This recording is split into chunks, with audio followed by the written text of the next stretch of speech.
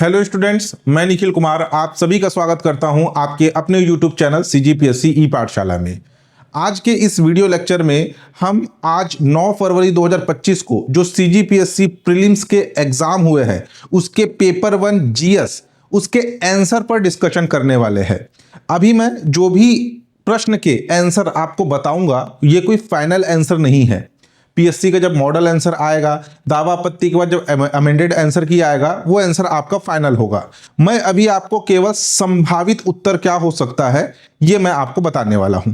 ठीक है, देखिए सबसे पहला प्रश्न है, प्रधानमंत्री मुद्रा योजना के अंतर्गत प्रदान किए जाने वाले ऋण की अधिकतम सीमा वर्तमान में कितनी है। यहां पर 4 ऑप्शन दिया गया है। Option A 10 lakh, option B 15 lakh, option B 20 lakh और ऑप्शन डी है 25 लाख। अब यहां पर आप थोड़ा सा ध्यान देना, अगर आर्थिक सर्वेक्षण जो आप फॉलो करते हैं उसमें आपका ये मुद्रा योजना के अंतर्गत 3 कैटेगरी होती है। एक होता है आपका शिशु, दूसरा होता है किशोर, तीसरा होता है आपका तरुण। ठीक है, तीसरा होता है तरुण। इन 3 श्रेणी के अंतर्गत ऋण प्रदान किए जाते हैं। शिशु के अंतर्गत 0 से लेकर के 50,000 रुपए तक का ऋण दिया जाता है। किशोर के अंतर्गत 50,000 से लेकर के आपका 5 लाख रुपए तक का ऋण दिया जाता है और किशोर के अंतर्गत 5 लाख से लेकर के 10 लाख तक का ऋण दिया जाता है। ठीक है, लेकिन अब इसमें क्या बोल रहा है, वर्तमान में कितनी है, क्या अधिकतम ऋण कितना दिया जाता है। तो आपके भारत सरकार ने अपने बजट में घोषणा किया था जुलाई 2024 में कि प्रधानमंत्री मुद्रा योजना के अंतर्गत ऋण की सीमा बढ़ाई जा रही है और 24 अक्टूबर 2024 को तरुण प्लस लॉन्च किया गया। क्या, तरुण प्लस, और इसके अंतर्गत 20 लाख रुपए तक का ऋण दिया जाएगा। तो आंसर क्या होगा, 20 लाख। ठीक है, क्योंकि यहां क्या बोल रहा है, वर्तमान में। अगर आर्थिक सर्वेक्षण लेकर के चले तो आर्थिक सर्वेक्षण के हिसाब से मैक्सिमम 10 लाख होता, लेकिन जुलाई में बजट पेश किया गया था, उसमें घोषणा किया गया कि इसकी सीमा अधिकतम 20 लाख की जाएगी और अक्टूबर 2024 को तरुण प्लस लॉन्च किया गया जिसमें इसकी सीमा बढ़ा करके 20 लाख कर दी गई है। ठीक, नेक्स्ट देखिए, नेक्स्ट क्वेश्चन है आपका, आधारभूत समानताओं युक्त एक व्यक्तिगत जीवधारी का समूह कहलाता है। ऑप्शन ए कुल, ऑप्शन बी जाति, ऑप्शन सी वंश, ऑप्शन डी है गण। तो ये कहलाता है क्या, जाति। ठीक है, क्या कहलाता है, आधारभूत समानताओं युक्त एक व्यक्तिगत जीवधारी का समूह जाति कहलाता है। नेक्स्ट देखिए, नेक्स्ट है पूर्वी एवं पश्चिमी घाट डैश पर आपस में मिलते हैं। ठीक है, अगर आप भारत का नक्शा देखे होंगे तो ये है आपका, इधर का हिस्सा कहलाता है, बंगाल की खाड़ी वाला हिस्सा कहलाता है पूर्वी घाट। ठीक, और इस तरफ वाला हिस्सा कहलाता है पश्चिमी घाट। तो ये बोल रहा है पूर्वी एवं पश्चिमी घाट डैश पर आपस में मिलते हैं। ऑप्शन ए कैमूर श्रृंखला, ऑप्शन बी विंध्य श्रृंखला, ऑप्शन सी नीलगिरी पहाड़ी और ऑप्शन डी है राजमहल की पहाड़ी। तो इसका आंसर होगा आपका नीलगिरी की पहाड़ी। टेस्ट सीरीज जिन्होंने ज्वाइन किया था, टेस्ट सीरीज का भी यह एक क्वेश्चन बना था। जो आपका नीलगिरी की पहाड़ी है ये एक बायोस्फीयर रिजर्व है। ठीक है, यहां पर मौजूद है जो कि तमिलनाडु, केरल और इसका कुछ हिस्सा आपके कर्नाटक में विस्तृत है। तो ये पूर्वी घाट और पश्चिमी घाट जो है ये इस नीलगिरी की पहाड़ी पर आपस में मिलते हैं। ठीक, नेक्स्ट क्वेश्चन देखिए, नेक्स्ट क्वेश्चन है,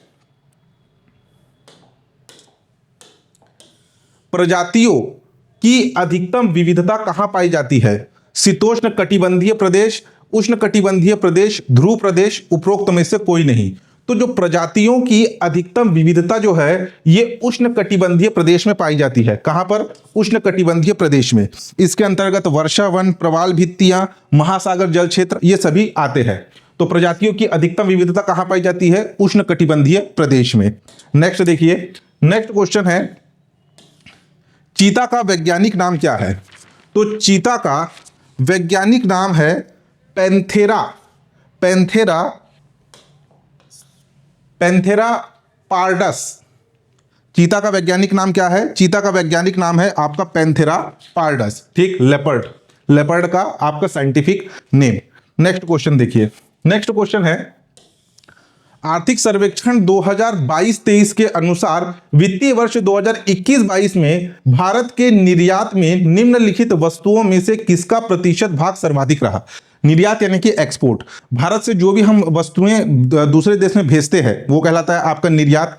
और यहां देखिए आर्थिक सर्वेक्षण 2022-23 की बात कर रहा है, 23-24 की भी नहीं, 22-23 की बात कर रहा है। तो उसमें वो पूछ रहा है कि 2021-22 में भारत के निर्यात में निम्नलिखित वस्तु में से किसका प्रतिशत भाग सर्वाधिक रहा। ऑप्शन ए कृषि एवं संबद्ध सेवा, ऑप्शन बी कच्चे तेल एवं खनिज तेल, ऑप्शन सी विनिर्मित माल और ऑप्शन डी है अयस्क एवं खनिज। तो देखिए यहाँ पे जो खनिज तेल है ना, इसका मतलब होता है आपका पेट्रोलियम प्रोडक्ट, इंग्लिश में भी थोड़ा सा देख लीजिएगा, पेट्रोलियम प्रोडक्ट। तो भारत में जो है सर्वाधिक जो निर्यात हुआ वो रहा आपका कच्चा तेल एवं खनिज तेल उत्पाद। ठीक है, नेक्स्ट क्वेश्चन देखिए। नेक्स्ट क्वेश्चन है निम्नलिखित में से गांधार शैली को किस नाम से जाना जाता है। गांधार शैली जो है ये आपकी मूर्ति निर्माण की शैली है। मूर्ति निर्माण की शैली एक होती है मथुरा शैली और दूसरी होती है गांधार शैली। अगर हम उत्तर भारत के अधिकांश हिस्सों में देखें तो ये जो भी मूर्तियां हैं आप देखेंगे कि भगवान के जो वस्त्र है उसे जो है रंग बिरंगे कपड़ों से उनके कपड़ों को जो है रंग बिरंगे रंगों से उन्हें सुसज्जित किया जाता है। पीछे तरफ एक गोल चक्र आभा मंडल बनाया जाता है, वो मथुरा शैली है। गांधार शैली की मूर्ति की विशेषता होती है कि ये ग्रे बलुआ पत्थर से बनाए जाते हैं। बाल भगवान के थोड़े से घुंघरालू रखे जाते हैं। ठीक है, ये जो आपका इस गांधार शैली को इंडो यूनियन, ठीक है, इंडो यूनियन कला के नाम से भी जाना जाता है। इंडो यूनियन कला, ठीक। इसका जो ये जो आपका शैली जो है ये कुषाण काल में आया था। ठीक है, कुषाण काल में ये जो आपकी मूर्ति की जो शैली है गांधार शैली, ये कुषाण काल में आई थी, जो कि यूनानी व रोम शैली को दर्शाता है, जिसमें काले या ग्रे पत्थर का प्रयोग करके मूर्ति को बनाया जाता है। ठीक है, इसे इंडो यूनानी शैली के नाम से जाना जाता है। नेक्स्ट देखिए, नेक्स्ट है निम्नलिखित में से किस अनुच्छेद को भारतीय संविधान का हृदय एवं आत्मा कहा गया है। अनुच्छेद 32, अनुच्छेद 14, अनुच्छेद 15 और अनुच्छेद 19। ठीक है, तो भारतीय संविधान के अनुच्छेद 32 को संविधान का हृदय या आत्मा कहा गया है। भारतीय संविधान का अनुच्छेद 32 जो है ये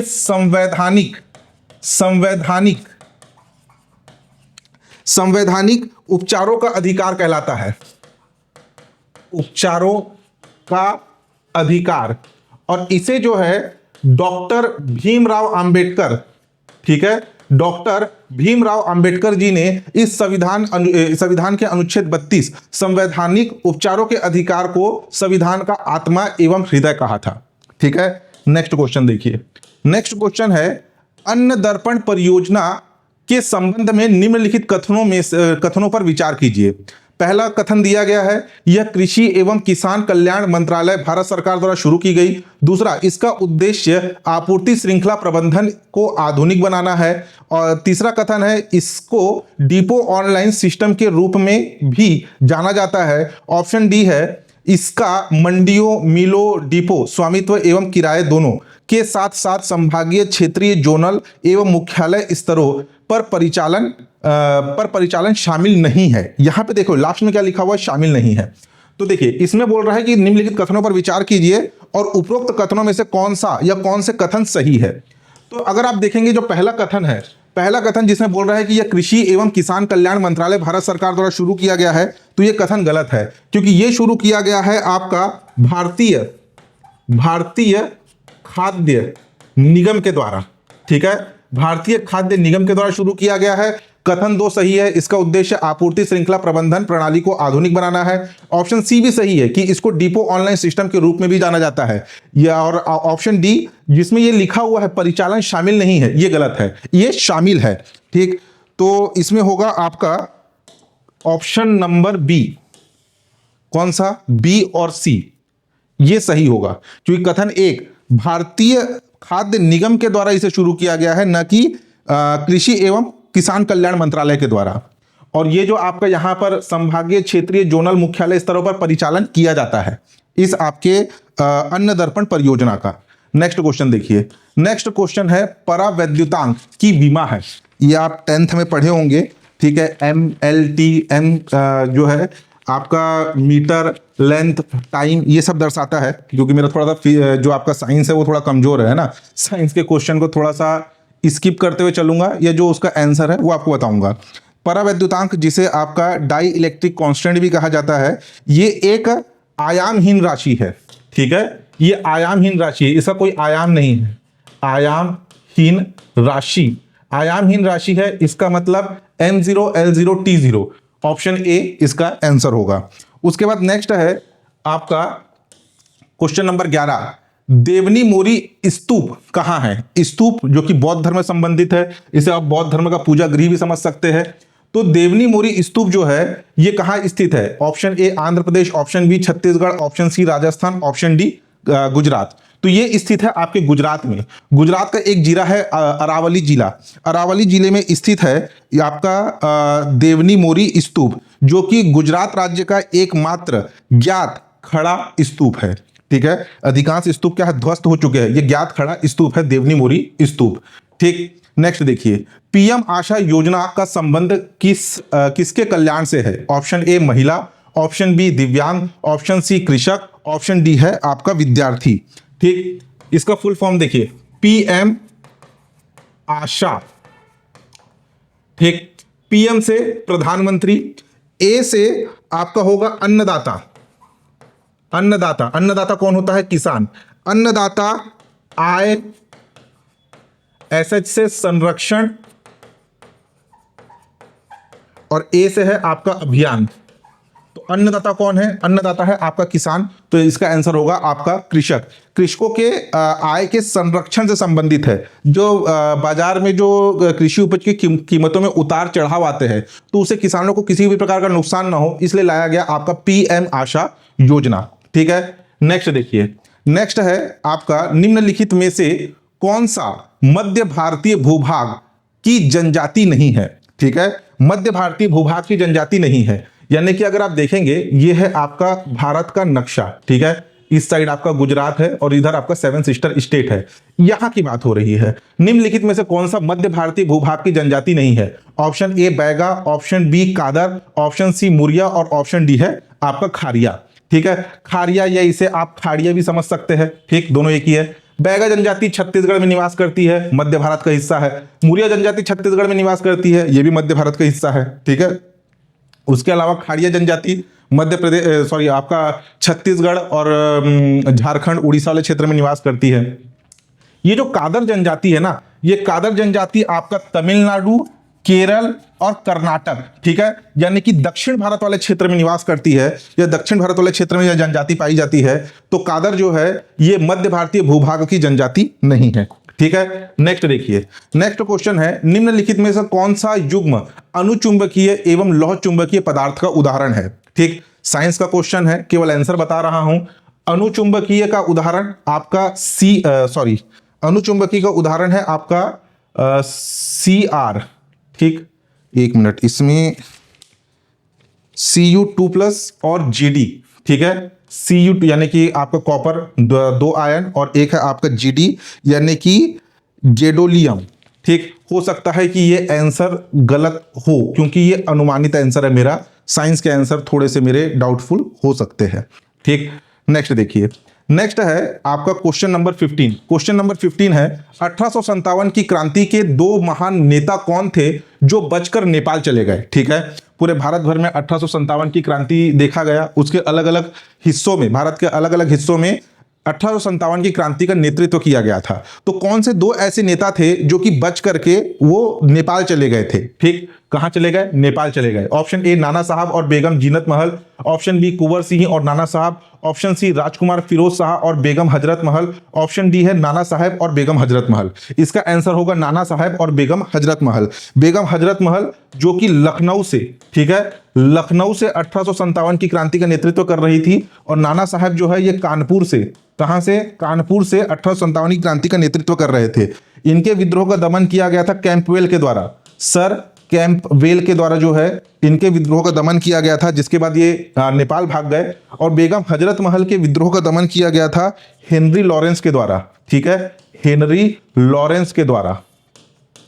जिसके बाद ये भी भाग गए कहां पे, आपके नेपाल चले गए थे। ठीक, नेक्स्ट देखिए, नेक्स्ट है क्वेश्चन नंबर 16। आहड़ और बानस संस्कृति किस संस्कृति के समकालीन थे? ठीक है, तो ये जो आपका आहड़ और बानस संस्कृति है, ऑप्शन ए हड़प्पा संस्कृति, ऑप्शन डी मुगलकालीन संस्कृति, ऑप्शन सी मौर्यकालीन संस्कृति, ऑप्शन डी गुप्तकालीन संस्कृति।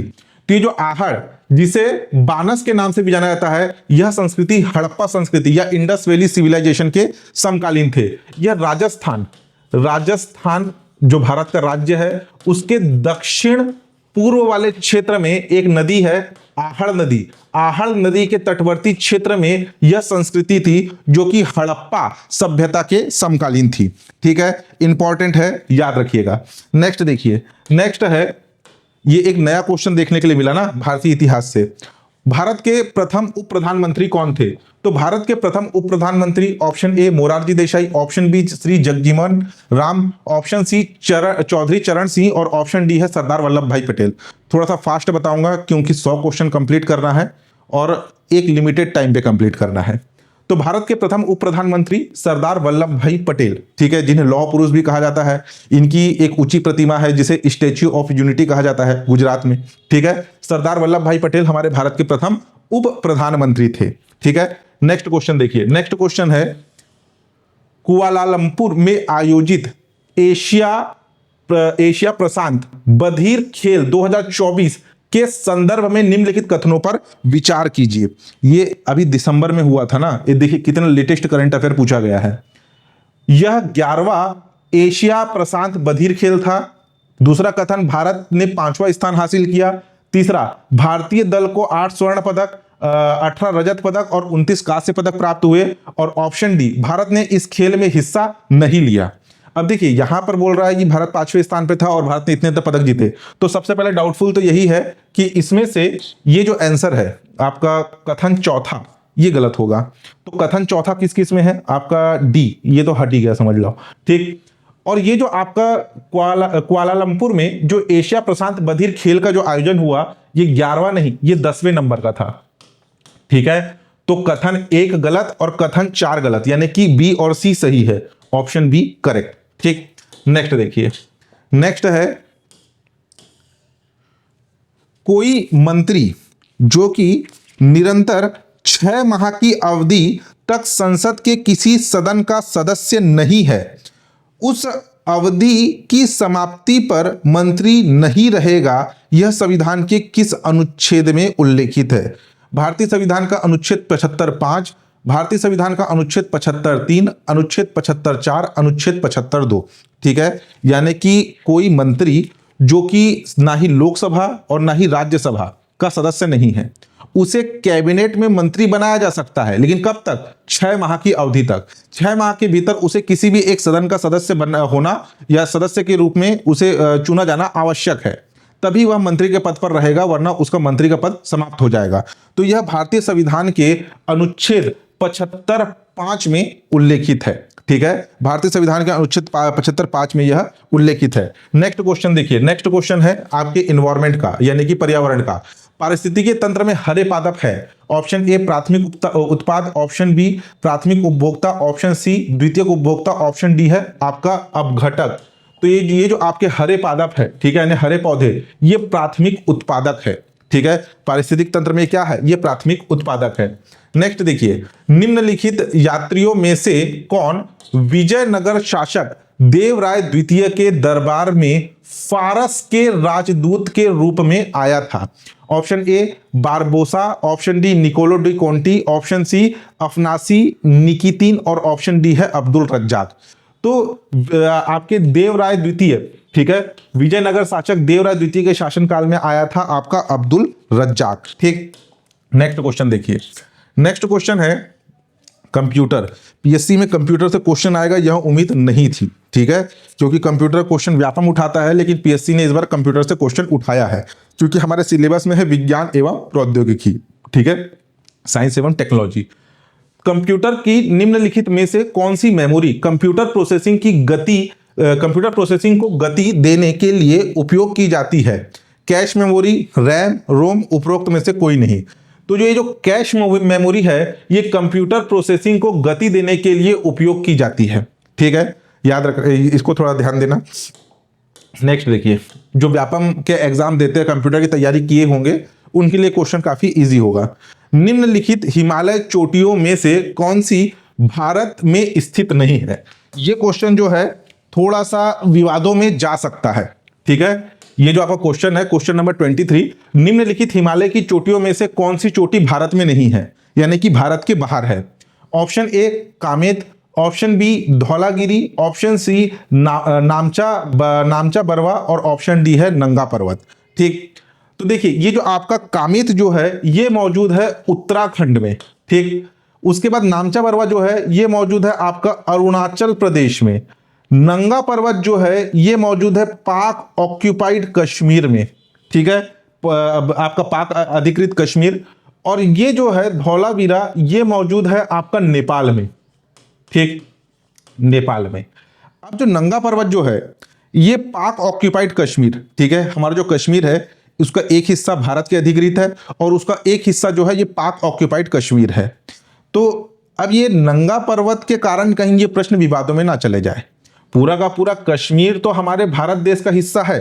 ठीक है, ये जो कश्मीर का अगर आप मैप देखेंगे तो ये पूरा का पूरा कश्मीर हमारे भारत का है, लेकिन इसका कुछ हिस्सा पीओके है, पाक ऑक्यूपाइड कश्मीर है। यहां पर मौजूद है आपका नंगा पर्वत। ठीक है, तो वैसे तो इसका आंसर होना चाहिए आपका धौलागिरी, क्योंकि धौलागिरी मौजूद है आपके नेपाल में। ठीक, नेक्स्ट देखिए, नेक्स्ट है नाट्यशाला किसकी रचना है? Option A Vishwanath, option B बाहम, ऑप्शन सी भरत मुनि और ऑप्शन डी है भवभूति। काफी इजी है, क्योंकि भरत मुनि की नाट्यशाला से संबंधित एक प्रश्न हमारे छत्तीसगढ़ में भी पूछा जाता है। छत्तीसगढ़ में विश्व की सबसे प्राचीनतम नाट्यशाला रामगढ़ की पहाड़ी में सीता पिंगला की गुफा। ठीक है, तो भरत मुनि के द्वारा जो है नाट्य शास्त्र की रचना की गई थी। ठीक, नेक्स्ट देखिए, मेरे हिसाब से इस बार जो पीएससी का क्वेश्चन आया था, क्वेश्चन पेपर, वो एवरेज था। कट ऑफ बढ़ सकते हैं शायद। ठीक है, अभी से तो कट ऑफ का कुछ बोल नहीं सकते, लेकिन पेपर काफी अच्छा था। चलैया समिति की सिफारिशों के आधार पर निम्न में से किस क्षेत्र में सुधार के प्रयास हुए? ऑप्शन ए मौद्रिक नीति, ऑप्शन बी व्यापार नीति, ऑप्शन सी विदेश विनिमय नीति, ऑप्शन डी कर नीति। हो सकता है आपके पास जो क्वेश्चन पेपर हो वो अलग अलग सेट के हो सकते हैं। मेरे पास शायद आपका सेट डी है। अगर आप वीडियो देख रहे हैं, स्क्रीन पर लिखी हुई कुछ चीज आपको समझ में नहीं आ रही या दिखाई नहीं दे रही है, तो आप हमारे टेलीग्राम चैनल पे जाकर के इस क्वेश्चन पेपर को डाउनलोड कर लीजिए। उसके स्क्रीन को देखते हुए आप इसको सॉल्व कर सकते हैं। ठीक है, अगर हमारे साथ इस मतलब क्वेश्चन में साथ में चलना है वीडियो के साथ साथ। तो जो चलैया समिति है, चलैया समिति ये जो है ये कर नीति में सुधार के लिए लाई गई थी। किसमें? कर नीति में सुधार के लिए चलैया समिति लाई गई थी, जिसके सिफारिशों के आधार पर सुधार किए गए थे कर नीति में। ठीक है, नेक्स्ट देखिए, भारतीय संविधान के किस अनुच्छेद के अंतर्गत राज्यपाल को राज्य विधानसभा द्वारा पारित विधेयक राष्ट्रपति के विचार के लिए आरक्षित करते हैं? अनुच्छेद 199, अनुच्छेद 200, अनुच्छेद 201, अनुच्छेद 356। ये भी हमारे सीजीपीएससी ई पाठशाला के टेस्ट सीरीज का एक क्वेश्चन था, सेम टू सेम आया है। ऑप्शन बी अनुच्छेद 200। ठीक है, भारतीय संविधान के अनुच्छेद 200 के अंतर्गत जो राज्यपाल है, राज्य विधानसभा द्वारा पारित विधेयक को राष्ट्रपति के विचार के लिए आरक्षित कर सकता है। ठीक, नेक्स्ट क्वेश्चन देखिए, नेक्स्ट क्वेश्चन है निम्नलिखित में से कौन समकालीन चुनाव पर गठित उच्च स्तरीय समिति का सदस्य नहीं है? अब देखिए यहां पर तो आधे से ज्यादा लोगों को क्वेश्चन शायद समझ में नहीं आया होगा। क्यों? क्योंकि यहां पे जो वर्ड यूज हुआ है समकालीन चुनाव पर गठित उच्च स्तरीय समिति, ये क्या है? ठीक है, ये है आपका एक राष्ट्र एक चुनाव समिति, जिसका अध्यक्ष बनाया गया था आपके पूर्व राष्ट्रपति रामनाथ कोविंद जी को। ठीक, उसकी बात हो रही है, समकालीन चुनाव पर गठित उच्च स्तरीय समिति। इसके सदस्य नहीं है पूछा जा रहा है। ठीक है, तो अध्यक्ष जो थे वो रामनाथ कोविंद जी थे। सदस्य आपके डॉक्टर नितेन चंद्र, ये आपके सदस्य थे। डॉक्टर सुभाष पी कश्यप भी सदस्य थे। श्री NK सिंह, ये 15वें वित्त आयोग के अध्यक्ष थे, ये भी सदस्य थे। तुषार मेहता इसके सदस्य नहीं है, तो इसका आंसर होगा आपका श्री तुषार मेहता। एक राष्ट्र एक चुनाव काफी हाईलाइट में था, इसके सदस्यों का नाम थोड़ा सा याद करना था। ठीक है, तो श्री तुषार मेहता इसके सदस्य नहीं है। नेक्स्ट देखिए, नेक्स्ट है संघीय बजट 2023-24 में केंद्र सरकार ने 7 प्राथमिकताओं को अपनाया। उन 7 प्राथमिकताओं को नाम दिया गया था। देखिए, अगर जो पीएससी की तैयारी किए हैं वो कौन सा बजट पढ़ के गए होंगे, 2024-25, और यहां पर कौन सा पूछ रहा है, 2023-24 का बजट पूछा है। 2023-24 के बजट में 7 प्राथमिकताओं को अपनाया गया था, जिसे सप्तर्षि की संज्ञा दी गई थी। ठीक है, पिछले साल का बजट, अभी 2025 चल रहा है, 2023 के बजट की बात हो रही है, जिसमें 7 आपके प्राथमिकताओं को अपनाया गया था, जिसे सप्तर्षि की संज्ञा दी गई थी। ठीक, नेक्स्ट देखिए, नेक्स्ट क्वेश्चन है, निम्नलिखित में से किस फिल्म ने सर्वश्रेष्ठ पिक्चर श्रेणी में 96वां एकेडमिक पुरस्कार 2024 जीता।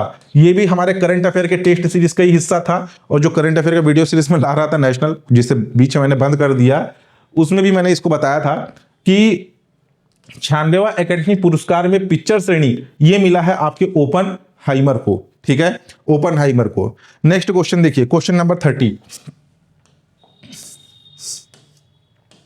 निम्नलिखित में से संविधान संशोधन किस संविधान संशोधन मंत्रिपरिषद में प्रधानमंत्री सहित मंत्रियों की कुल संख्या लोकसभा के सदस्यों के 15% से अधिक की संख्या को प्रतिबंधित करता है?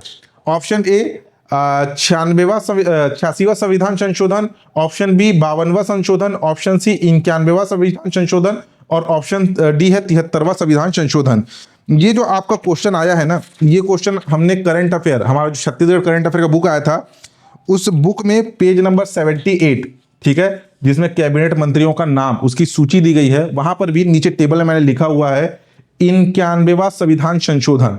ठीक है, केंद्र के लिए प्रधानमंत्री, राज्य के लिए मुख्यमंत्री, मुख्यमंत्री सहित मंत्रियों की कुल जो मंत्रियों की संख्या है वो लोकसभा के कुल सदस्यों के 15% से अधिक नहीं हो सकती। सेम लागू होता है हमारे छत्तीसगढ़ में भी। तो छत्तीसगढ़ करंट अफेयर की बुक पेज नंबर 78 में ये आपका संविधान संशोधन मेंशन भी है। ठीक है, नेक्स्ट क्वेश्चन देखिए, नेक्स्ट क्वेश्चन है आपका न्याय दर्शन। क्वेश्चन नंबर 31, न्याय दर्शन में ज्ञान का पर्याय है। ठीक है, synonyms of knowledge according to Nyaya philosophy. इसका ऑप्शन ए बुद्धि, ऑप्शन बी उपलब्धि, ऑप्शन सी ऑप्शन ए और बी दोनों, और ऑप्शन डी उपरोक्त में से कोई नहीं। इसका थोड़ा सा आंसर मेरे लिए डाउटफुल है। मेरे हिसाब से इसका आंसर होना चाहिए उपरोक्त में से कोई नहीं, क्योंकि न्याय दर्शन में टोटल आपके 4 ज्ञान के पर्याय बताए गए हैं। एक प्रत्यक्ष, दूसरा अनुमान, तीसरा तुलना, चौथा ध्वनि या साक्ष्य। वो उन चारों में से यहाँ पर कुछ भी नहीं है। हो सकता है कि इसका आंसर अलग अलग इंस्टीट्यूट के हिसाब से अलग अलग हो, पीएससी के मॉडल आंसर में अलग आए, लेकिन इसका संभावित आंसर हो सकता है ऑप्शन डी, उपरोक्त में से कोई नहीं। ठीक है, नेक्स्ट देखिए, नेक्स्ट है निम्नलिखित में से किसे अकबर द्वारा जगत गुरु की उपाधि प्रदान की गई थी? Option A Jin Chandra Suri, option B Hari Vijay Suri, option C Shanti Chandra, और ऑप्शन डी बीरबल। ठीक है, बीरबल तो जो अकबर के 9 रत्नों में से एक था। इसमें जो है जगत गुरु की उपाधि अकबर ने प्रदान की थी हीर विजय सूरी को। हीर विजय सूरी जो कि एक जैन मुनि थे। ठीक है, जैन मुनि श्वेतांबर से संबंधित है। ठीक है, जैन धर्म में 2 संप्रदाय है, एक है श्वेतांबर और दूसरा दिगंबर। तो श्वेतांबर जैन मुनि थे आपके हीर विजय सूरी, जिन्हें जगत गुरु की उपाधि प्रदान की थी अकबर ने। ठीक, नेक्स्ट देखिए, किसने क्वेश्चन नंबर 33, किसने कहा कि चेतन ही शरीर की आत्मा है? Option A Nagarjuna, option B Charvaka, option C Mimamsa, option D असंग। ठीक है, तो चारवाक द्वारा रचित चारवाक दर्शन में बताया गया है कि चेतन शरीर ही आत्मा है। तो इसका आंसर होगा आपका चारवाक। ठीक, नेक्स्ट क्वेश्चन देखिए, नेक्स्ट क्वेश्चन नंबर 34, भारत की जनसंख्या के आकार के आधार पर नगरों का वर्गीकरण कितने वर्गों में किया गया है? Option A 3, option B 4, option C 5, option D 6। तो जो नगरों का वर्गीकरण किया गया है वो किया गया है 6। ठीक है, आप अक्सर वर्ड सुने होंगे टीयर 1, टीयर 2, टीयर 3 सिटी। ठीक है, तो ये वही है, tier 1, tier 2, tier 3, tier 4, tier 5 और टीयर 6। इसमें जो टीयर 1 सिटी है, ठीक है, जहां पे आबादी सर्वाधिक होती है, 1 लाख प्लस आबादी वाले को टीयर 1 सिटी कहा जाता है। टीयर 2 सिटी जहां की आबादी 50,000 से 99,999 हो, ठीक। टीयर 3 सिटी जहां की आबादी 20,000 से 39,999 हो। टीयर 4 सिटी जहां की आबादी 10,000 से 19,999 हो।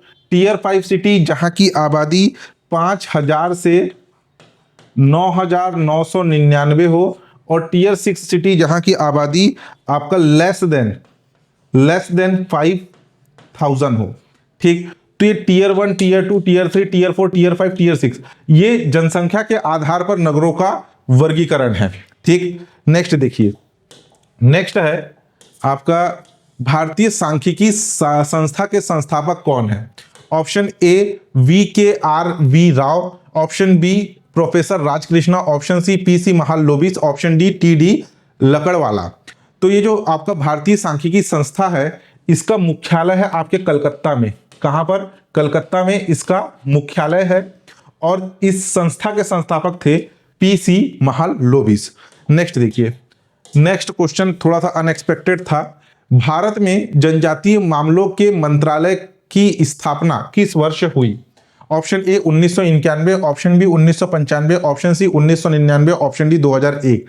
तो भारत में जनजातीय मामलों के मंत्रालय की स्थापना वर्ष 1999 में हुई थी, ठीक है। नेक्स्ट देखिए, नेक्स्ट है अवशिष्ट विषय क्या है? संविधान का क्वेश्चन है। ए राज्य सूची में शामिल विषय, बी संवर्ती सूची में शामिल विषय, सी विषय जो किसी भी सूची में शामिल ना हो, ऑप्शन डी संघ सूची में शामिल विषय। संघ देखिए, जो है आपकी जो सूचियां होती है, एक होती है संघ सूची, दूसरा संवर्ती सूची, संघ सूची, राज्य सूची, संवर्ती सूची और अवशिष्ट विषय। संघ सूची के विषय में कानून बनाने का अधिकार राज्य सरकार को होता है। राज्य सूची के विषय में कानून बनाने का अधिकार राज्य सरकार को होता है। संवर्ती सूची में शामिल विषयों में कानून बनाने का अधिकार केंद्र सरकार और राज्य सरकार दोनों को होता है। अवशिष्ट विषय ऐसे विषय जो किसी भी सूची में शामिल नहीं है, ना ही राज्य सूची में, ना ही संवर्ती सूची में, ना ही संघ सूची में, किसी भी सूची में शामिल नहीं है, उसे अवशिष्ट विषय कहा जाता है। इस पर कानून बनाने का अधिकार संघ सरकार यानी कि केंद्र सरकार को होता है, ठीक है। नेक्स्ट देखिए, क्वेश्चन नंबर 38 सुमेलित कीजिए। इसमें क्या है, एक तरफ अनुसूचित जनजातियां दी गई है और वे जनजाति किस राज्य या केंद्र शासित प्रदेश में निवास करती है। एक है आपका जारवा, दूसरा मुंडा, तीसरा भील और चौथा है गद्दी। इधर बहुल क्षेत्र दिया गया है राजस्थान, हिमाचल प्रदेश, अंडमान निकोबार समूह और झारखंड, ठीक है। तो देखिए, इसमें ये जो आपका जारवा जनजाति है, जारवा जनजाति निवास करती है अंडमान निकोबार में। मुंडा जनजाति निवास करती है आपका झारखंड में। भील जनजाति निवास करती है मध्य प्रदेश और झारखंड वाले क्षेत्र में। गद्दी निवास करती है आपके हिमाचल प्रदेश में, ठीक। तो इसका आंसर क्या होगा? आंसर देख लीजिए, इसका आंसर होगा आपका डी 3 4 1 2। कौन सा? ये वाला 3 4 1 2, ठीक है। नेक्स्ट देखिए, नेक्स्ट है निम्नलिखित में से किस गुप्त शासक को लक्ष्मी दौहित्र यानी कि लक्ष्मियों का नाती के रूप में संदर्भित किया गया है? Option A Chandragupta Maurya, option B Samudragupta, option C Chandragupta द्वितीय, ऑप्शन डी स्कंदगुप्त। तो समुद्रगुप्त को लिच्छवी दौहित्र, ठीक है, लिच्छवी दौहित्र के रूप में इन्हें संदर्भित किया गया है। इनकी इलाहाबाद प्रशस्ति में उनके नाम के आगे यह लिच्छवी दौहित्र शब्द लिखा हुआ मिलता है, ठीक। नेक्स्ट देखिए, नेक्स्ट क्वेश्चन है क्वेश्चन नंबर 40। निम्नलिखित में से कौन सा कथन राष्ट्रीय न्यायिक नियुक्ति आयोग के संबंध में सही है जो निम्नलिखित से मिलकर के बनेगा? यहां पर एक आयोग के बारे में बताया गया है, राष्ट्रीय न्यायिक नियुक्ति आयोग। थोड़ा सा क्वेश्चन कठिन था, ठीक है, बहुत कम लोगों से क्वेश्चन सॉल्व हुआ होगा। यानी कि इसकी संरचना पूछा गया है कि किन किन से मिलकर के यह आयोग बनता है। सबसे पहले बोला गया है कि भारत के मुख्य न्यायमूर्ति यानी कि जो भारत के सर्वोच्च न्यायालय के मुख्य न्यायाधीश है वह इसके पदेन सदस्य होंगे। यह कथन सत्य है। भारत के मुख्य न्यायाधीश के से ठीक नीचे उच्चतम न्यायालय के 2 अन्य ज्येष्ठ यानी कि वरिष्ठ न्यायाधीश इसके पदेन सदस्य होंगे। यह भी कथन आपका सही है, ठीक। उसके बाद तीसरा है आपका संघ के विधि एवं न्याय मंत्री, ठीक है, यानी कि जो कैबिनेट है केंद्र सरकार की, उसके विधि एवं न्याय मंत्री इसके प्रधान सदस्य होंगे, ये भी कथन सत्य है। और चौथा है प्रधानमंत्री भारत के मुख्य न्यायमूर्ति और लोकसभा के विपक्ष के नेता, या जहां ऐसा कोई विपक्ष का नेता नहीं है वहां लोकसभा के सबसे बड़े एकल विपक्षी दल के नेता से मिलकर बनने वाली समिति द्वारा नाम निर्दिष्टित किए जाने वाले 2 विख्यात व्यक्ति होंगे, ठीक है, 2 अन्य व्यक्तियों को शामिल किया जाएगा। तो ये भी कथन सत्य है। तो इसमें उपरोक्त में से सभी, डी, उपरोक्त में से सभी कथन इसके सत्य होंगे। नेक्स्ट देखिए, निम्नलिखित में से कौन सी ग्रीन हाउस गैस नहीं है? Option A methane, option B chlorofluorocarbon, option C आपका कार्बन डाइऑक्साइड और ऑप्शन डी है आपका नाइट्रोजन, ठीक। तो जो ग्रीन हाउस गैस वो नहीं है आपका nitrogen, nitrogen green house gas नहीं है, ठीक। नेक्स्ट देखिए, नेक्स्ट है भारत में निम्नलिखित राज्यों में से कौन सा वर्ष 2023-24 में लौह अयस्क आयरन ओर का सर्वाधिक उत्पादक राज्य रहा? Option A Orissa, option B Karnataka, option C Chhattisgarh, option D Jharkhand. तो जो सर्वाधिक लौह अयस्क का उत्पादन किया गया 2023-24 में वो किया गया उड़ीसा के द्वारा। उड़ीसा ने अकेले लगभग 44.9% लौह अयस्क का उत्पादन किया। छत्तीसगढ़ की बात करें तो छत्तीसगढ़ ने मात्र 13.9% आपके आयरन ओर का उत्पादन किया, ठीक। नेक्स्ट देखिए, क्वेश्चन नंबर 43, जो भारत का संघीय बजट 2024-25 के अनुसार वर्ष 2024-25 में सकल राज्य घरेलू उत्पाद के प्रतिशत के रूप में राजकोषीय घाटा अनुमानित कितना था? ठीक है, इसका अनुमान कितना था? Option A 4.9%, option B 3.9%, option C 2.9%, option D 3.5%। देखिए, बजट 2 बार पेश किया गया था। पिछला जो बजट आया, एक बजट फरवरी में आया था जो कि अंतरिम बजट था क्योंकि उस समय चुनाव होने थे, और दूसरा बजट जो आया वो आया आपके जुलाई के आसपास। तो जुलाई के आसपास डाटा रिवाइज हुआ था जिसके आधार पर जो आपका राजकोषीय घाटे का जो अनुमान है वो 4.9% था जीडीपी के, ठीक। उससे पहले जो बजट आया था उसमें 5.1% था जो कि रिवाइज हुआ। बौद्ध दर्शन के अनुसार संस्कार का कारण है ए विज्ञान, बी वेदना, सी अविद्या, डी उपरोक्त में से कोई नहीं, ठीक है। बौद्ध दर्शन के अनुसार बोल रहा है संस्कार, यानी कि जितने भी यज्ञ अनुष्ठान संस्कार अपनाए जाते हैं उसका कारण क्या है? ऑप्शन ए विज्ञान यानी कि साइंस, ऑप्शन बी वेदना, ठीक है, option sense of expression, option C है आपका अविद्या यानी कि इग्नोरेंस। तो इसका आंसर होगा आपका अविद्या, ठीक है। बौद्ध दर्शन बोलता है कि जो संस्कार की जो उत्पत्ति हुई है वह अज्ञानता से हुई है, ठीक है, अज्ञानता से, यानी कि अविद्या से संस्कार की उत्पत्ति हुई है। नेक्स्ट क्वेश्चन देखिए, नेक्स्ट क्वेश्चन आपके इतिहास का ही है। वर्नाक्युलर प्रेस एक्ट 1878 की कार्यवाही से बचने के लिए, ये क्वेश्चन बहुत बार आया है, बचने के लिए निम्नलिखित में से कौन सा बंगाली समाचार पत्र रात भर में अंग्रेजी समाचार पत्र में परिवर्तित हो गया था? ऑप्शन ए युगांतर पत्रिका, ऑप्शन बी आनंद बाजार पत्रिका, ऑप्शन सी समाचार दर्पण, ऑप्शन डी अमृत बाजार पत्रिका, ठीक है। अब यहां पर ध्यान देना, ये जो वर्नाक्युलर प्रेस एक्ट लाया गया था ये लॉर्ड लिटन के द्वारा लाया गया था, ठीक। और ये जो आपका जो समाचार पत्र प्रकाशित होते थे उसमें सेंसरशिप लेकर के आया था। तो एक पत्रिका था जिसका नाम था अमृत बाजार। अमृत बाजार पत्रिका जो कि इस वर्नाक्युलर प्रेस एक्ट से बचने के लिए, शुरू में ये प्रकाशित होता था बंगाली भाषा में, और रातों रात यह समाचार पत्र अंग्रेजी भाषा में प्रकाशित होने लगा। और ये जो अमृत बाजार पत्रिका है इसके संपादक थे शिशिर घोष और मोतीलाल घोष, ठीक। नेक्स्ट देखिए, नेक्स्ट क्वेश्चन है क्वेश्चन नंबर 46। मिट्टी कैफे क्यों प्रसिद्ध है? ए वृद्धजनों द्वारा पूर्णतः प्रबंधित होने के कारण, बी महिलाओं द्वारा पूर्णतः प्रबंधित होने के कारण, सी दिव्यांगों द्वारा पूर्णतः प्रबंधित होने के कारण, डी तृतीय लिंग के व्यक्तियों द्वारा पूर्णतः प्रबंधित होने के कारण। तो ये जो मिट्टी कैफे है, मिट्टी कैफे जिसके जगह जगह बहुत सारे ब्रांच खुले हुए हैं, ये पूर्णतः दिव्यांग यानी कि हैंडीकैप, जो मानसिक रूप से शारीरिक रूप से जो हैंडीकैप है उनके द्वारा पूर्णतः प्रबंधित किया जाता है, संचालन किया जाता है इसका, ठीक। तो दिव्यांगों द्वारा यह पूर्णतः प्रबंधित है मिट्टी कैफे, ठीक है। नेक्स्ट देखिए, नेक्स्ट है आपका भारतीय जनगणना 2011 के अनुसार न्यूनतम लिंगानुपात वाला केंद्र शासित प्रदेश यानी कि यूनियन टेरिटरी कौन सा है? यहाँ पे जनगणना 2011 के आंकड़े अभी पूछ रहा है, नया जनगणना के आंकड़े आए नहीं है, 2021 के आंकड़े आ जाने चाहिए थे अभी तक। ऑप्शन ए दादरा एवं नागर हवेली, ऑप्शन बी अंडमान एवं निकोबार द्वीप समूह, ऑप्शन सी दमन और दीव, और ऑप्शन डी है चंडीगढ़। तो इसका आंसर होगा दमन दीव, दमन दीव में 118 है लिंगानुपात, यानी कि 1000 पुरुषों की तुलना में महिलाओं की संख्या, ये लिंगानुपात को दर्शाता है। तो यहाँ पर 1000 पुरुषों की तुलना में मात्र 618 महिला है। केंद्र शासित प्रदेश पूछा है, अगर स्टेट पूछेगा तो स्टेट में आएगा हरियाणा, ठीक है, हरियाणा। हरियाणा में लगभग आपके 877 के आसपास लिंगानुपात है। नेक्स्ट क्वेश्चन देखिए, नेक्स्ट क्वेश्चन है, प्राचीन भारत में निम्नलिखित में से कौन सा कर चारागाहों पर लगाया जाता था? ठीक है, चारागाह जो कि जहां पशु चराई करते हैं। अक्षय निवि, बी भाग, सी भग्न प्रविष्ठक, डी विविध। तो ये जो आपका चारागाह पर लगाया जाने वाला कर था वो था विविध, जो कि मौर्य काल में लगाया जाता था। मौर्य काल में चारागाहों पर लगाया जाने वाला कर था आपका विविध।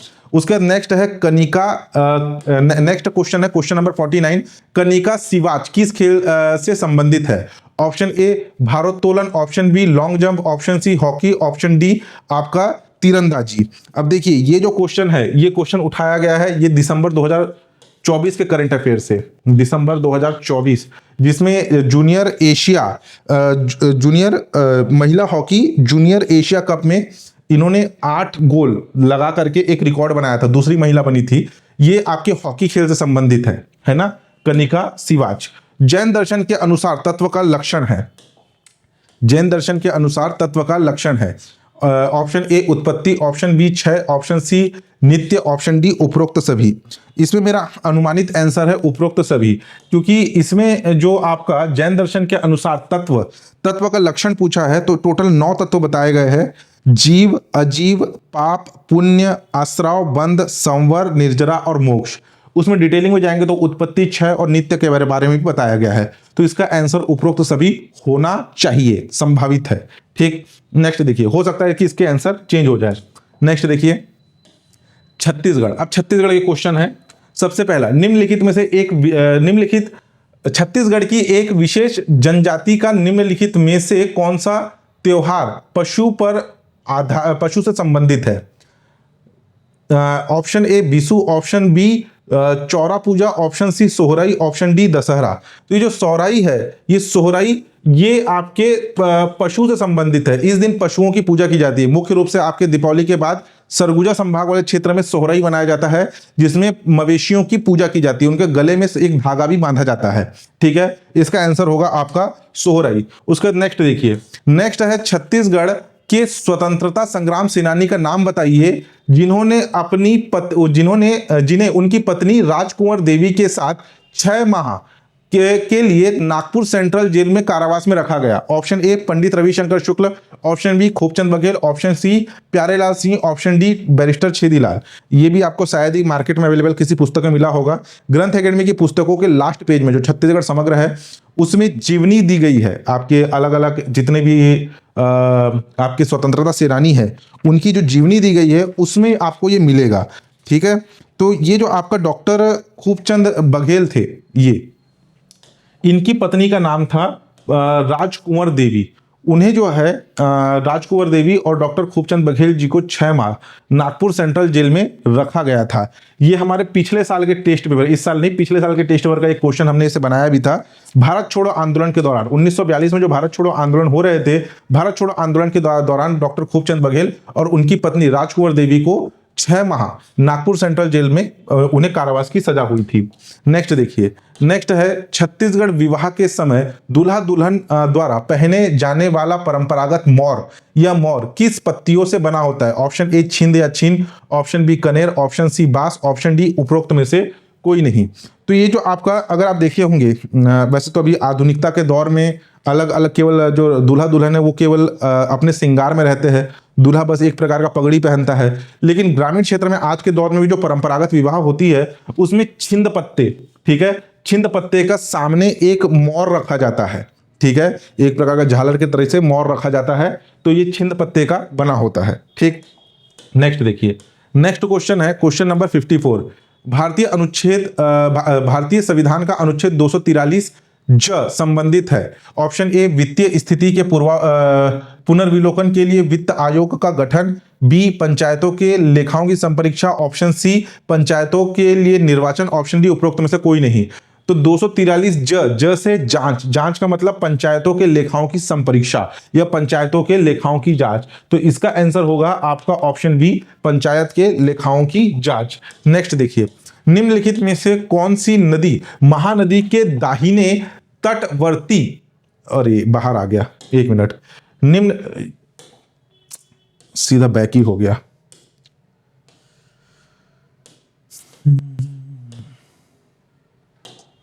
वहीं से ओपन हो जाएगा। निम्नलिखित में से कौन सी नदी महानदी की दाहिनी तटवर्ती सहायक नदी है? ऑप्शन ए ईव नदी, ऑप्शन बी शिवनाथ नदी, ऑप्शन सी तेल नदी, ऑप्शन डी है आपकी मांड नदी।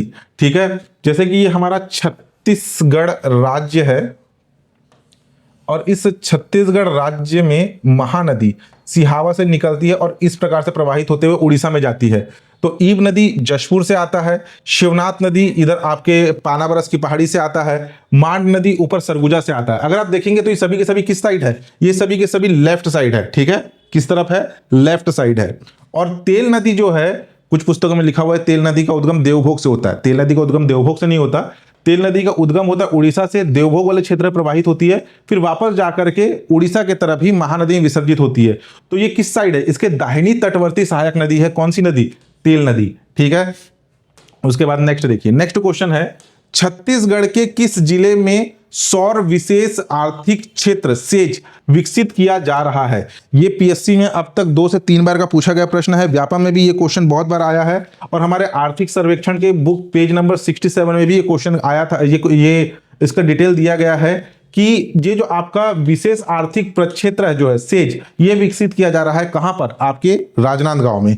ठीक, नेक्स्ट देखिए, नेक्स्ट क्वेश्चन है क्वेश्चन नंबर 57, भोजली त्योहार हेतु छोटी छोटी टोकरियों में अनाज किस विशेष तिथि दिनांक को बोया जाता है? कुवार शुक्ल पक्ष द्वितीय, चैत्र शुक्ल पक्ष द्वितीय, श्रावण शुक्ल पक्ष पंचमी, भाद्र कृष्ण पक्ष प्रतिपदा। ठीक है, भोजली जो है, भोजली विसर्जित किया जाता है श्रावण पूर्णिमा को। ठीक है, श्रावण पूर्णिमा को यानी कि रक्षाबंधन के एक दिन पहले, रक्षाबंधन के दिन, लेकिन इसे बोया जाता है श्रावण शुक्ल पक्ष पंचमी, जिस दिन नाग पंचमी रहता है।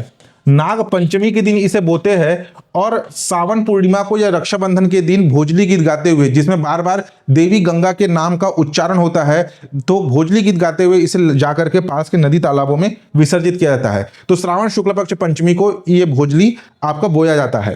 ठीक है, नेक्स्ट देखिए, छत्तीसगढ़ी कहावत जांगर के चलतले का अर्थ है? ऑप्शन ए स्वयं पर भरोसा, ऑप्शन बी अपयश, ऑप्शन सी निश्चित जीवन जीना, ऑप्शन डी आपका स्वार्थी होना। जांगर के चलतले यानी कि जब तक हमारा हाथ पैर चल रहा है, इस प्रकार का बोला जाता है। तो स्वयं पर भरोसा यानी कि जब तक मेरे हाथ पैर चल रहा है तब तक मैं किसी कार्य को कर सकता हूं, ये स्वयं पर भरोसा करना। जांगर के चलतले छत्तीसगढ़ी कहावत, स्वयं पर भरोसा करना। नेक्स्ट देखिए, नेक्स्ट है कलचुरी काल में निम्नलिखित में से कौन सा गढ़ छत्तीसगढ़ों में शामिल था? Option A Vrindavangarh, option B Simriyagarh, option C Paharhgarh, option D Chitrugarh. तो जो छत्तीसगढ़ में से 18 गढ़ ये मौजूद थे आपके रतनपुर में और 18 गढ़ मौजूद थे आपके रायपुर वाले क्षेत्र में। तो रतनपुर के 18 गढ़ों में से एक गढ़ था आपका सिमरियागढ़। ठीक है, नेक्स्ट देखिए, इसमें टोटल छत्तीसगढ़ के नाम आपको याद करने थे। 84 गांव को मिलाकर के एक सिमरियागढ़ बनाया गया था। ठीक, नेक्स्ट देखिए, पंचायती राज अधिनियम 1993 के संदर्भ में सूची 1 को सूची 2 से सुमेलित कीजिए और नीचे दिए गए कुट में सही उत्तर चुनिए। वैसे बहुत सारी धाराएं हैं पंचायत में और सब धाराओं को याद अगर कर सकते तो बेटर है। बहुत इसमें क्वेश्चन पहले एक बार सीएमओ में आया था, उसके बाद पीएससी में 1-2 क्वेश्चन ये धाराओं से पूछा गया है। कई लोग केवल पंचायत चुनाव, सरपंच, उप सरपंच, जनपद पंचायत अध्यक्ष, जिला पंचायत, इसके डिटेलिंग पढ़े होंगे, लेकिन इस बार धाराओं से क्वेश्चन आया है। तो अब देखिए, इसमें बोल रहा है धारा 83। ठीक, धारा 83, अब यहां पे जो मैं आपको बता रहा हूं उसको थोड़ा ध्यान देना। धारा 83 जो है ये आपके करों में राहत देने के बारे में राज्य सरकार की शक्ति को बताता है। दूसरा है धारा 89, ठीक है, 89, ये जो है ये धारा 89 हानि एवं दुरुपयोग के लिए पंचों आदि का दायित्व बताता है।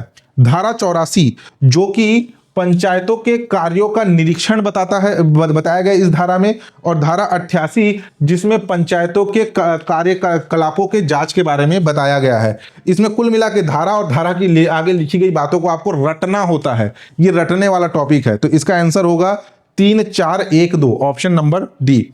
क्वेश्चन नंबर 61, सीसल शिल्प में प्रमुख रूप से किस सामग्री का प्रयोग किया जाता है? ऑप्शन ए पौधा, ऑप्शन बी लौकी, ऑप्शन सी कौड़ी, ऑप्शन डी मिट्टी। तो ये जो सीसल शिल्प है ये रस्सी बनाने के लिए, रस्सी बनाने की जो कला है ये कहलाती है सीसल शिल्प। इसमें पौधों का उपयोग होता है, पौधे और उसके तने से रेशा निकाला जाता है और रेशा को आपस में गूंथ करके रस्सी बनाया जाता है। तो ये है आपका सीसल शिल्प।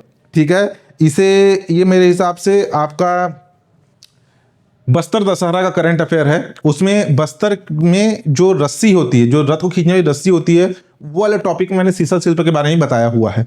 ठीक है, करंट अफेयर के बुक को थोड़ा सा देखिएगा। नेक्स्ट देखिए, नेक्स्ट क्वेश्चन है 1920 में राजनांदगांव मिल मजदूरों ने 37 दिन की हड़ताल की थी। इसका नेतृत्व किसने किया था? Option A Vamanrao Lakhe, option B Deendayal Singh, option C Khubchand Baghel, option D इनमें से कोई नहीं। तो जो राजनांदगांव वाले क्षेत्र में जो मिल मजदूर हुआ था उसका नेतृत्व किया गया था ठाकुर प्यारेलाल सिंह के द्वारा। ठीक है, तो इसका ऑप्शन क्या होगा? इसका ऑप्शन होगा option number D. Next question देखिए, क्वेश्चन नंबर 63, भारतीय उर्वरक निगम द्वारा कोयले आधारित रासायनिक उर्वरक संयंत्र छत्तीसगढ़ के निम्नलिखित में से किस जिले में स्थापित किया गया? Option A Raigarh, option B Korba, option C आपका रायपुर, ऑप्शन डी दुर्ग। देखो इसमें थोड़ा सा हो सकता है कि नया क्वेश्चन सोच करके थोड़े से डाउट में इसको कुछ लोग अटेम्प्ट नहीं किए होंगे, लेकिन सीधा सीधा इसमें बोला जा रहा है कोयला का सर्वाधिक उत्पादन कहाँ होता है? आपके कोरबा में। तो कोरबा में जो है आपका कोयले पर आधारित रासायनिक उर्वरक संयंत्र स्थापित किया गया है, जिसे गवर्नमेंट ऑफ इंडिया ने 1972 में इसके स्थापना की अनुमति दी थी। ठीक, तो कोरबा में है आपका कोयला आधारित रासायनिक उर्वरक संयंत्र भारतीय उर्वरक निगम का। ठीक, नेक्स्ट देखिए, नेक्स्ट है जनगणना 2011 के अनुसार छत्तीसगढ़ की कुल कार्यशील जनसंख्या कितनी है?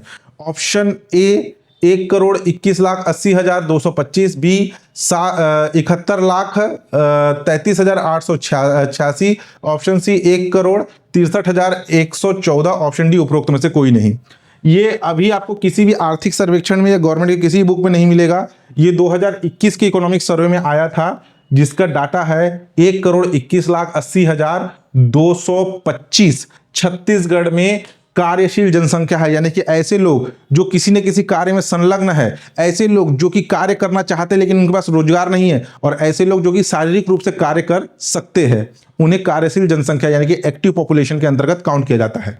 ठीक है, नेक्स्ट देखिए, नेक्स्ट क्वेश्चन है क्वेश्चन नंबर 65। ये भी हमारे आर्थिक सर्वेक्षण के बुक में दिया गया है। पंडित दीनदयाल उपाध्याय ग्रामोदय शिल्प केंद्र, जो कि बांस कला का एक केंद्र है, कहाँ संचालित है? Option A Jagdalpur, option B Dhamtari, option C Raipur, option D Bilaspur. तो ये आपका संचालित है जगदलपुर में। कहाँ पर? जगदलपुर बस्तर में संचालित है। आर्थिक सर्वेक्षण के पेज नंबर 71 इसमें ये आपका मेंशन है। ठीक है, नेक्स्ट देखिए, छत्तीसगढ़ी मुहावरा आखी कुरवाना का अर्थ होता है। ऑप्शन ए प्यार करना, ऑप्शन बी धोखा देना, ऑप्शन सी नींद आना, ऑप्शन डी गुस्सा आना। इसका आंसर होगा नींद आना। जो कोई भी अभी तक विनय कुमार पाठक सर की छत्तीसगढ़ी व्याकरण बुक नहीं खरीदे हैं, खरीद लीजिएगा। छत्तीसगढ़ी मुहावरा, छत्तीसगढ़ी व्याकरण, या छत्तीसगढ़ से रिलेटेड कोई भी मुहावरा जनौला व्याकरण आता है, उनकी बुक से बाहर नहीं आएगा।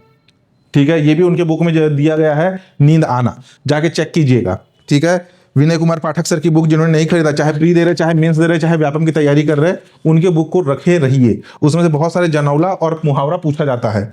नेक्स्ट देखिए, कोरबा 1982-83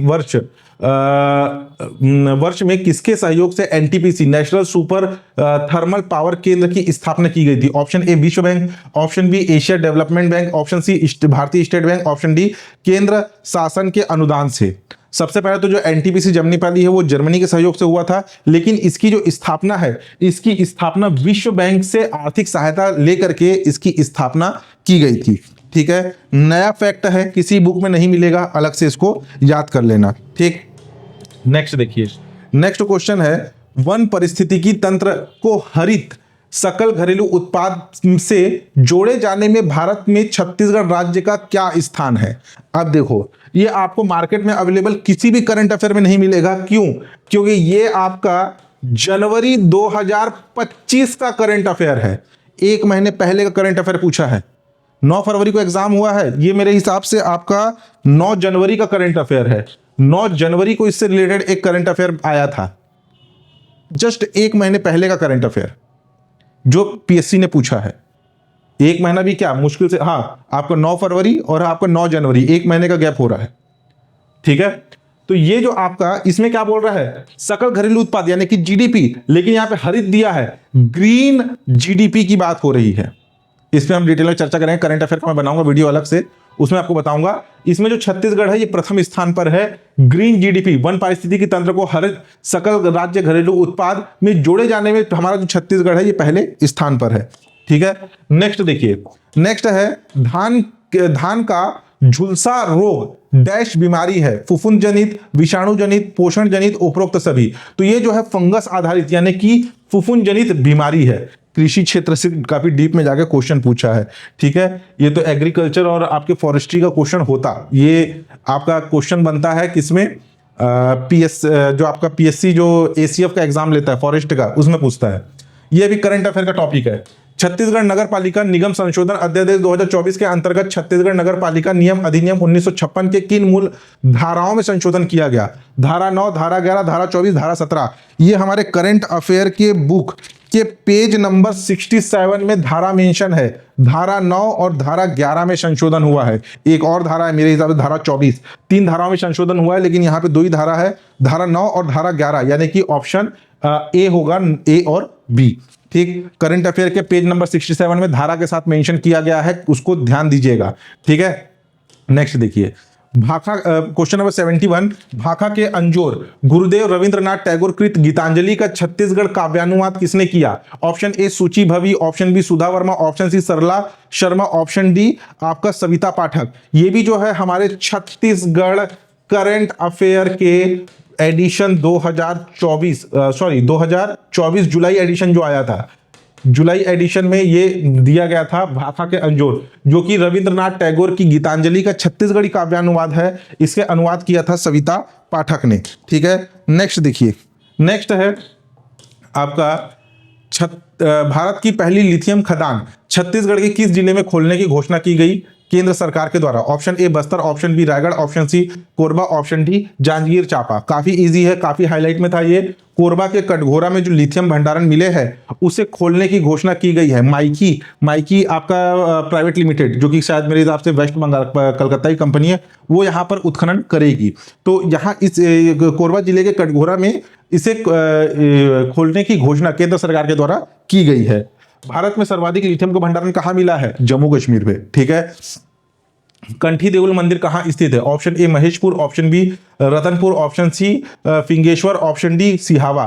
तो जो कंठी देउल मंदिर स्थित है ये स्थित है आपके रतनपुर में। पहले भी पीएससी और व्यापम का क्वेश्चन बना था कंठी देउल मंदिर। ठीक, नेक्स्ट क्वेश्चन देखिए, छत्तीसगढ़ राज्य के प्राथमिक क्षेत्र में शामिल है। ऑप्शन ए पशुपालन, खनन, मछली उद्योग, ऑप्शन बी पशुपालन, निर्माण, वानिकी, ऑप्शन सी रेलवे, व्यापार, भंडारण, ऑप्शन डी उपरोक्त सभी।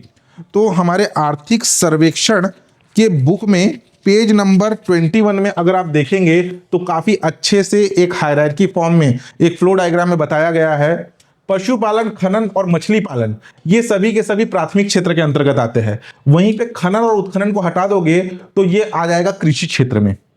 कृषि क्षेत्र अलग होता है, प्राथमिक क्षेत्र अलग होता है। अगर कृषि क्षेत्र में खनन उत्खनन को जोड़ दोगे तो ये हो जाता है आपका प्राथमिक क्षेत्र। ठीक है, नेक्स्ट देखिए, नेक्स्ट है क्वेश्चन नंबर 75, शिकारी देवी का संबंध मुख्य रूप से किस जनजाति से है? Option A Kamar, option B Baiga, option C Oraon, option D Bhadra. तो जो शिकार देवी है, शिकार देवी का संबंध है आपका भद्रा जनजाति से। भद्रा जनजाति की इष्ट देवी है आपकी शिकार देवी। नेक्स्ट देखिए, महानदी बेसिन का सबसे गर्म क्षेत्र कौन सा है? ये इसका आंसर भी अलग अलग हो सकता है। Option A Raigarh, option B Janjgir Champa, option C Korba, option D Raipur. मेरे हिसाब से इसका आंसर होना चाहिए जांजगीर चांपा। जांजगीर चांपा का चांपा शहर ये सबसे गर्म है, लेकिन इसका आंसर हो सकता है अलग अलग इंस्टीट्यूट अलग अलग दे, और हो सकता है पीएससी में इसका आंसर अलग ले सकता है, लेकिन फिलहाल मैं इसका आंसर ले रहा हूं जांजगीर चांपा। ठीक है, नेक्स्ट देखिए, नेक्स्ट क्वेश्चन है पर्यटन स्थल सामत सरना कहाँ स्थित है? Option A Biharpur, option B Dipadih, option C Pujaripali, option D Kunkuri. तो ये मौजूद है आपका डीपाडीही में। कहाँ मौजूद है? डीपाडीही। यहाँ जो डीपाडीही में ये जो आपका सामत सरना जो जगह है, यहाँ पर एक राजा था जिसका नाम था सामत राजा, और एक टांगीनाथ, दोनों के मध्य युद्ध हुआ जिसमें सामत राजा वीर गति को प्राप्त हुआ। तो जो उनकी जितनी भी रानियां हैं वो जो है अपना आत्मदाह कर ली थी, तो उस कारण से ये फेमस है पर्यटन स्थल सामत सरना। कहां पर स्थित है? आपके डीपाडीही में स्थित है सामत सरना। ठीक, नेक्स्ट देखिए, नेक्स्ट क्वेश्चन है आपका छत्तीसगढ़ पंचायत राज अधिनियम 1993 के संदर्भ में सूची 1 सूची 2 को सम्मिलित कीजिए। सूचियों के नीचे दिए गए कूट में सही उत्तर चुनिए। ठीक, इसमें भी कुल मिला के धारा को रटना था। अब देखिए, सबसे पहले नंबर पर है आपका अवैध कॉलोनी। अवैध कॉलोनी जो है, अवैध कॉलोनी निर्माण के लिए दंड, ये बताया गया है आपका धारा 61 में। पंचायतों का सहायता अनुदान, ये बताया गया है धारा 64 में। मुख्य कार्यपालक अधिकारी व सचिव के कृत्य, ये बताया गया है धारा 72 में। और जिला पंचायत निधि के बारे में बताया गया है धारा आपका धारा 76 में। ठीक है, ये जो आपके पंचायतों के धारा को थोड़ा सा याद कर लीजिएगा, आगामी जो एडीओ एग्जाम आ रहे हैं उसमें भी धाराओं से प्रश्न बन सकता है। आंसर होगा आपका ऑप्शन सी 2, 4, 1, 3। ठीक, नेक्स्ट क्वेश्चन देखिए, डोंगरगढ़ स्थित महाबमलेश्वरी मंदिर का विकास किस योजना के अंतर्गत किया जा रहा है? प्रधानमंत्री आदर्श ग्राम योजना, प्रसाद योजना, सांसद आदर्श ग्राम योजना, उपरोक्त में से कोई नहीं। काफी इजी है, इकोनॉमिक सर्वे में भी हमेशा मेंशन होता है लास्ट वाले चैप्टर में। प्रसाद योजना, प्रसाद योजना के अंतर्गत यहाँ पे बनाया जा रहा है पिलग्रिम एक्टिविटी सेंटर, जो कि डोंगरगढ़ की पहाड़ी, प्रज्ञागिरी की पहाड़ी, चंद्रगिरी की पहाड़ी, जो कि आपके जो मां बमलेश्वरी मंदिर डोंगरगढ़ की पहाड़ी सनातन धर्म का स्थल है, चंद्रगिरी की पहाड़ी जैन धर्म का, प्रज्ञागिरी की पहाड़ी बौद्ध धर्म का, 3 धर्म के प्रमुख पहाड़ियों के मध्य एक पिलग्रिम एक्टिविटी सेंटर बनाया जा रहा है, जो कि प्रसाद योजना के अंतर्गत है, और मंदिर का भी विकास किया जा रहा है। ठीक, नेक्स्ट देखिए, महात्मा गांधी ने नवंबर 2033 में एक स्वतंत्रता संग्राम सेनानी के साथ दुर्ग छत्तीसगढ़ का दौरा किया था। उनके घर पर रुके थे, और निम्नलिखित में से उस स्वतंत्रता सेनानी का सही नाम है। ऑप्शन ए Ghanshyam Singh Gupt, option B Ratnakar Jha, option C Khubchand Baghel, option D Madhav Rao Sapre. ये आपको कहीं पर नहीं मिलेगा, ये शायद एक शोध पत्र आया था पंडित रविशंकर शुक्ल का, वहां पर मिला है ये। दुर्ग बहुत मार्केट में अवेलेबल बहुत से पुस्तकों में, या ग्रंथ अकेडमी की किसी पुस्तक में आपको महात्मा गांधी का दुर्ग में आगमन हुआ और वो किसी के यहाँ रुके, ये कहीं पर जिक्र नहीं मिलेगा। लेकिन एक शोध पत्र है पंडित रविशंकर शुक्ल का, उसमें बताया गया है घनश्याम सिंह गुप्त के घर में वे कुछ समय व्यतीत किए थे। दुर्ग आए और घनश्याम सिंह गुप्त 22 नवंबर को सबसे पहले वो दुर्ग ही आए थे।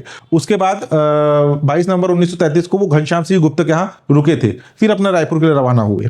ठीक, नेक्स्ट देखिए, नेक्स्ट क्वेश्चन है छत्तीसगढ़ी जनौला बीच तरिया मां कंचन थारी का उत्तर होगा जामुन पत्ता, नीम पत्ता, पान पत्ता और पुरैन पत्ता।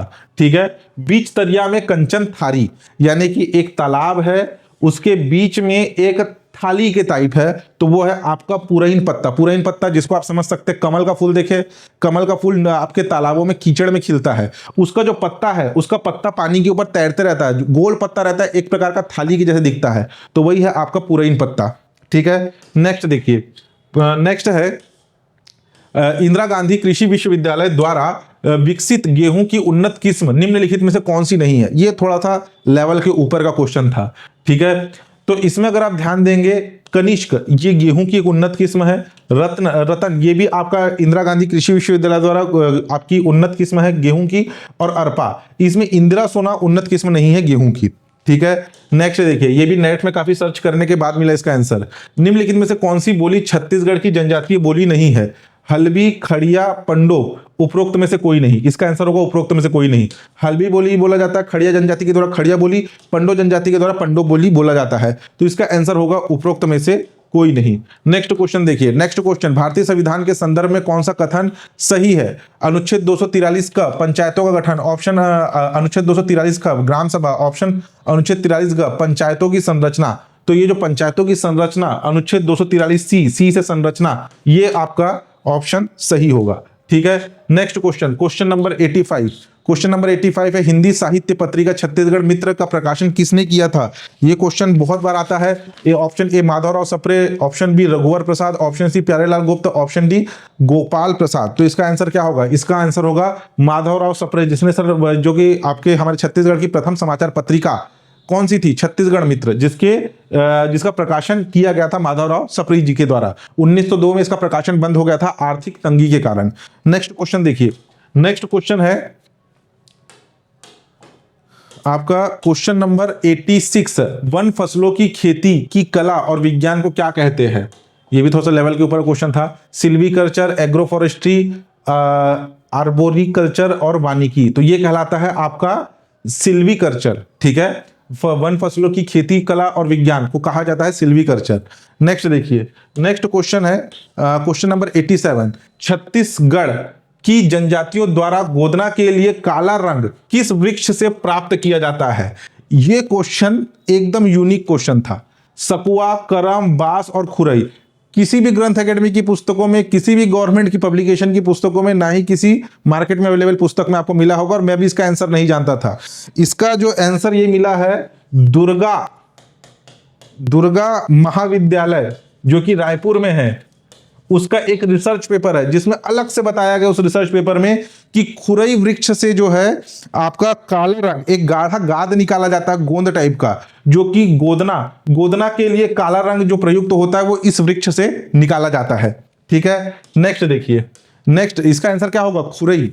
नेक्स्ट क्वेश्चन, छत्तीसगढ़ में खलटही बोली प्रमुख रूप से कहां बोली जाती है? ये जो खलटही बोली है ना, खलटही बोली अगर आप देखेंगे तो ये आपका छत्तीसगढ़ राज्य है, ये हो गया north, south, east, waste.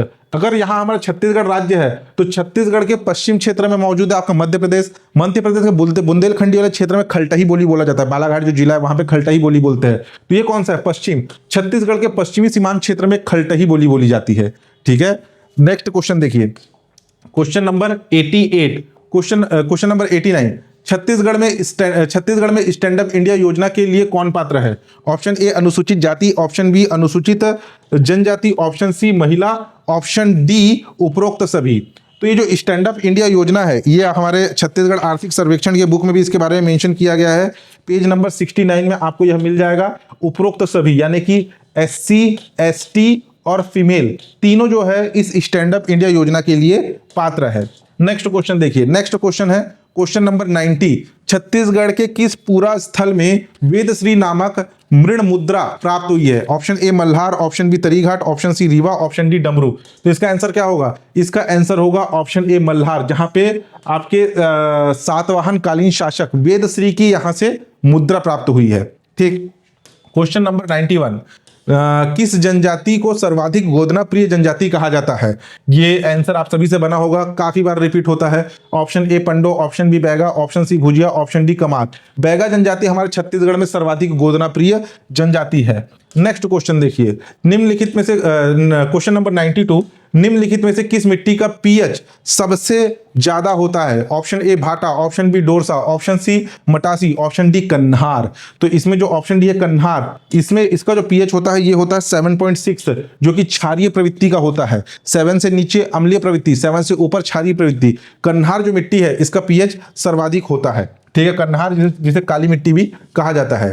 Question number 93। Bharat सरकार द्वारा छत्तीसगढ़ जिला खनिज संस्थान न्यास 2015 अधिसूचित किया गया। जनवरी 2015, दिसंबर 2015, अप्रैल 2015, नवंबर 2015। ये भी हमारे छत्तीसगढ़ आर्थिक सर्वेक्षण के बुक में खनिज वाले चैप्टर में है, पेज नंबर 57। दिसंबर 2015 में इसे अधिसूचित किया गया, डायरेक्ट उससे उठाया ही गया समझ लीजिए, ठीक है। नेक्स्ट क्वेश्चन देखिए, क्वेश्चन नंबर 94। छत्तीसगढ़ के किस विश्वविद्यालय को NAAC से ग्रेड A++ मिला है? गुरु घासीदास केंद्रीय विश्वविद्यालय, संत गहिरा गुरु विश्वविद्यालय, पंडित रविशंकर शुक्ल विश्वविद्यालय, खैरागढ़ संगीत एवं कला विश्वविद्यालय। ये यूनिवर्सिटी को दिया जाने वाला एक ग्रेड होता है। ये है आपकी गुरु घासीदास जो सेंट्रल यूनिवर्सिटी है आपके बिलासपुर में, उसे मिला है नेक के द्वारा A++ ग्रेड। नेक्स्ट क्वेश्चन देखिए, क्वेश्चन नंबर 95। छत्तीसगढ़ बजट 2024-25 के अनुसार आर्थिक विकास का केंद्र बिंदु था। ए ज्ञान, दो बी विज्ञान, सी प्रज्ञान, डी प्रमाण। तो ये भी आपके जो आर्थिक सर्वेक्षण की बुक है, आर्थिक सर्वेक्षण की बुक में बजट वाला चैप्टर पेज नंबर 123 में आपको मिल जाएगा ज्ञान। ठीक है, ज्ञान ये आपका केंद्र बिंदु था। नेक्स्ट देखिए, इसका अभी ज़्यादा डिटेलिंग नहीं करता, ज्ञान का भी फुल फॉर्म है, अभी अगर बताने जाऊंगा तो काफ़ी टाइम हो जाएगा क्योंकि लेक्चर लंबा हो जाएगा। आर्थिक सर्वेक्षण में जाकर के थोड़ा सा देख लीजिएगा। ठीक, नेक्स्ट देखिए, नेक्स्ट है आपका क्वेश्चन नंबर 96। छत्तीसगढ़ राज्य में ई गवर्नेंस से संबंधित निम्नलिखित मोबाइल ऐप सूची 1 सूची 2 को सुमेलित कीजिए। सबसे पहले है आपका समाधान। देखिए इसमें थोड़ा सा लॉजिक लगाएंगे तो लॉजिक से ही बन जाएगा। सबसे पहला चीज फॉर्मर, फॉर्मर्स यानी कि होता है किसान, किसान का संबंध किससे होगा? कृषि विभाग से। समाधान, समाधान का संबंध पुलिस करेगी समाधान, ये हो गया समाधान। और दूसरा CGMMTB, CGMMTB यानी कि छत्तीसगढ़ मल्टीमीडिया टेक्स्ट बुक, ये विकसित किया गया है आपके स्कूल शिक्षा विभाग के द्वारा। और CGPURC यानी कि Chhattisgarh private university regulation committee, ये है आपका निजी विश्वविद्यालय। यानी कि अगर आप देखेंगे तो ऑप्शन नंबर इसका होगा सी होना चाहिए, 3 1 4 2। ठीक है, ऑप्शन नंबर सी देख लीजिएगा इसको, ये वाला option, option number C. Next है क्वेश्चन नंबर 97। स्वतंत्रता संग्राम सेनानी बाबा पुरुषोत्तम दास का संबंध किस स्थान से है? Option A Kanker, option B Khairagarh, option C Ratanpur, option D Chhui Khadan. बहुत दिक्कत, बहुत मशक्कत के बाद इनका आंसर मिला। बाबा पुरुषोत्तम दास का जो संबंध है ये रतनपुर से है। असहयोग आंदोलन के दौरान ये चर्चा में आए थे। ठीक है, अगर आप नेट में भी सर्च करोगे तो नहीं मिलेगा, पुस्तकों में भी शायद इनके बारे में कोई जानकारी नहीं है, लेकिन रतनपुर से संबंधित है बाबा पुरुषोत्तम दास, जो कि असहयोग आंदोलन के समय जो है ये इनका योगदान रहा। ठीक, नेक्स्ट देखिए क्वेश्चन नंबर 98। निम्नलिखित में से किस जिले में बेरिल खनिज पाया जाता है? ये भी हमने हमारे टेस्ट पेपर में इसको एक क्वेश्चन के रूप में जोड़ा था। बेरिल खनिज किस जिले में पाया जाता है? तो option A Korba, option B Raigarh, option C Jashpur, option D आपका रायपुर। जशपुर व सुकमा, ये 2 जिलों में बेरिल खनिज पाया जाता है। इस बेरिल खनिज का उपयोग जो है वायुयान निर्माण में होता है, वायुयान कुछ पार्ट्स बनाने के लिए इस खनिज का उपयोग होता है। ठीक है, नेक्स्ट देखिए, निम्नलिखित में से कौन सा अनुष्ठान शिकार से संबंधित नहीं है? इसका आंसर मेरे को नहीं मिला। जहां तक मैंने इसमें ढूंढा, इसमें से ये जो 2 है, बिसु सिकोर और जेट सिकर, ये उराव जनजाति के द्वारा एक अनुष्ठान शिकार है। बाकी फाग सेंद्रा और माघ शिकार, ये 2 को लेकर डाउटफुल है, इसलिए इसका आंसर क्वेश्चन मार्क। ठीक है, PSC के आंसर का वेट करते हैं। ठीक, बाकी किसी को इसका आंसर पता होगा तो थोड़ा सोर्स के साथ नीचे कमेंट कर दीजिएगा। नेक्स्ट है सिरो पाव या सिर पाव किसे कहा जाता है? ऑप्शन ए पगड़ी, ऑप्शन बी धोती और पिछौरी, ऑप्शन सी पहनी, छकलिया अंगा, ऑप्शन डी उपरोक्त में से सभी। तो सिर पाव जो है पैर से लेकर सिर तक जितने भी पहने जाने वाली चीजें हैं उसे सिर पाव कहा जाता है। इसका आंसर होगा उपरोक्त में से सभी। ठीक है, तो ये था CGPSC पेपर 1 GS के अनुमानित आंसर। ये कोई फाइनल आंसर नहीं है, हो सकता है PSC अपने मॉडल आंसर या अमेंडेड आंसर में इसके करेक्ट आंसर ले। ठीक है, ये वो आंसर थे जिसे मैंने अपने हिसाब से अनुमानित आपको बताया है। ठीक, बाकी किसी क्वेश्चन में करेक्शन होगा या कोई क्वेश्चन आपको डाउटफुल होगा तो नीचे कमेंट करके विथ सोर्स, कोई आपका ग्रंथ एकेडमी की कोई पुस्तक या कुछ चीज है, कुछ लिंक है, लिंक शेयर करके या फिर आप जो है पेज नंबर बता करके भी आप अपने करेक्ट आंसर नीचे कमेंट में बता सकते हैं। ठीक है, चलिए।